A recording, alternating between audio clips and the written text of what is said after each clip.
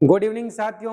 मैं आज आपको भारत के प्रमुख बंदरगाह मेजर पोर्ट्स ऑफ इंडिया इनके बारे में आपको जानकारी देने वाला, इनका कंसेप्ट समझाने वाला कि एक्चुअल में बंदरगाह होता क्या है और भारत के जो तट हैं उन पर कौन कौन से बंदरगाह हैं इनके बारे में आपको जानकारी दूं। एग्जाम में कैसे कैसे क्वेश्चन आ रखे हैं।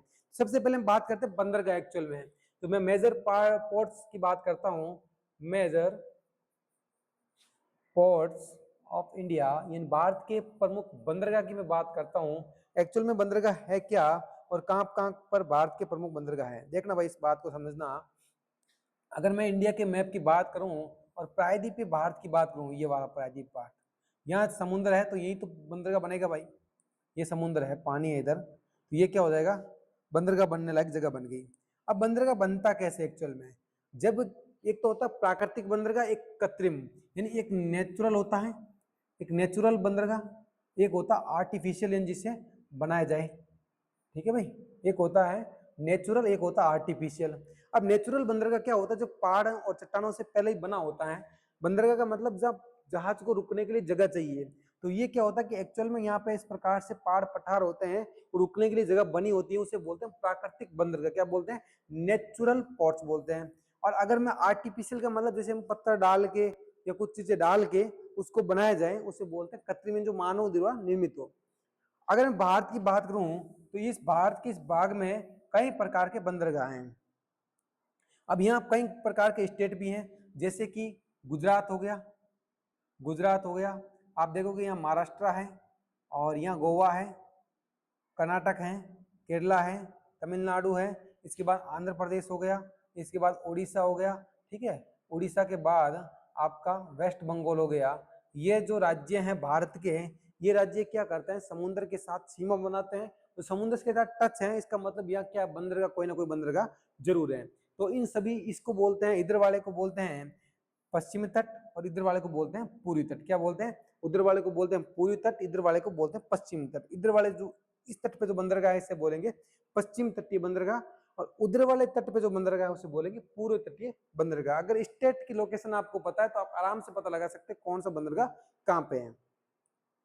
बात को समझिएगा कि इस प्रकार से बंदरगाहों के बारे में, जो वेस्टर्न कोस्ट है इसके ऊपर कौन कौन से बंदरगाह है। सबसे पहले कांडला बंदरगाह, जिसका नया नाम अभी दीनदयाल बंदरगाह रखा गया है। सबसे पहले इसकी लोकेशन पूछी जाएगी, ये लोकेशन की कहाँ पर है, गुजरात के अंदर। यानी अगर मैं बात करूं यहाँ पर, यानी ये जो गुजरात है, यहाँ पर इसकी लोकेशन है किसकी, कांडला बंदरगाह की।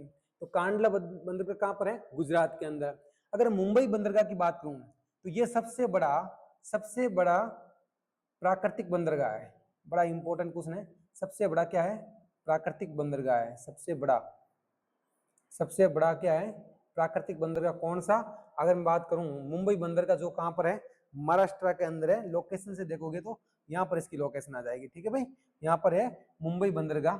अगला है जवाहरलाल नेहरू बंदरगाह, JNPT। ये महाराष्ट्र के अंदर है, भारत का सबसे बड़ा कंटेनर बंदरगाह। कंटेनर के मामले में अगर बात करूं तो सबसे बड़ा बंदरगाह कौन सा है, जवाहरलाल नेहरू बंदरगाह।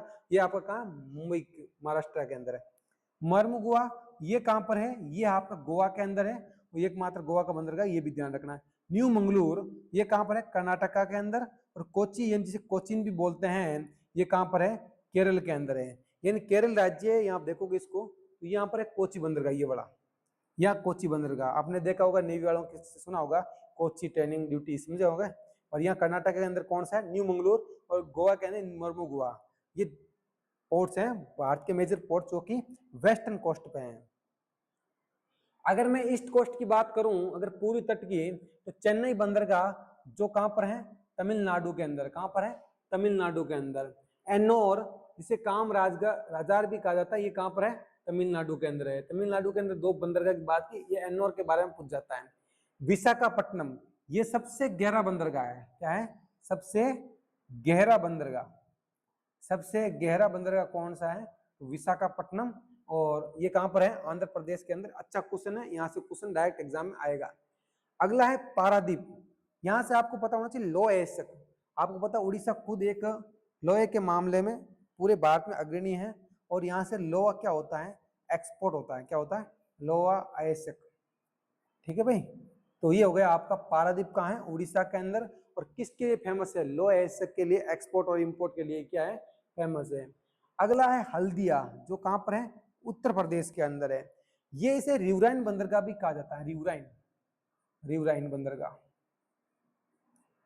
यानी नदी तटीय बंदरगाह। क्या बोलोगे, नदी तटीय बंदरगाह भी बोला जाता है इसे। किसको, ये है आपका हल्दिया बंदरगाह, जो कि कहां पर है, पश्चिम बंगाल के अंदर। कहां पर है, पश्चिम बंगाल के अंदर है। ये श्यामा प्रसाद मुखर्जी बंदरगाह, कलकत्ता बंदरगाह का नया नाम क्या है, श्यामा प्रसाद मुखर्जी बंदरगाह। क्या नाम है, श्यामा प्रसाद मुखर्जी बंदरगाह। इंपॉर्टेंट है क्वेश्चन, ध्यान रखना।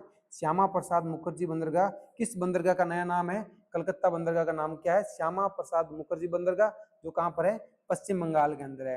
हल्दिया बंदरगाह की बात की मैंने, ये एक रिवराइन बंदरगाह है, यानी नदी तटीय बंदरगाह है। कौन सा, आपका हल्दिया बंदरगाह। इसके बाद मैंने पारादीप के बारे में बताया, जो कि लौह अयस्क के लिए, एक्सपोर्ट इंपोर्ट के लिए है, वो ये उड़ीसा का अंदर है। और विशाखापट्टनम ये सबसे गहरा बंदरगाह है, ये कहां पर है, आंध्र प्रदेश के अंदर है, एन्नोर तमिलनाडु के अंदर। और चेन्नई भी आपका कहां है, तमिलनाडु के अंदर। तो बंदरगाह का जो एक्चुअल यूज होता है वो एक्सपोर्ट और इंपोर्ट के लिए होता है। जब भी जहां जिस स्टेट के अंदर ये चीजें ज्यादा मिलती हैं, अब इसको दूसरे देशों में भेजना है तो कैसे भेजोगे, कि जहाज के द्वारा। और जहाज के लिए क्या चाहिए, बंदरगाह चाहिए। तो ये बंदरगाह का जो टॉपिक था, मैंने इसको 5 या 10 मिनट में आपको समझाने की कोशिश की है। और ये टॉपिक आपको समझ में भी आया होगा कि बंदरगाह का एक्चुअल कंसेप्ट क्या है और प्रमुख बंदरगाह कौन से। मेजर पोर्ट है हमारे 12, जिनके बारे में मैंने आपको समझाया। मिलते हैं ऐसे छोटे मोटे वीडियो के साथ जो आपके एग्जाम के लिए बड़े हेल्पफुल रहेंगे। धन्यवाद।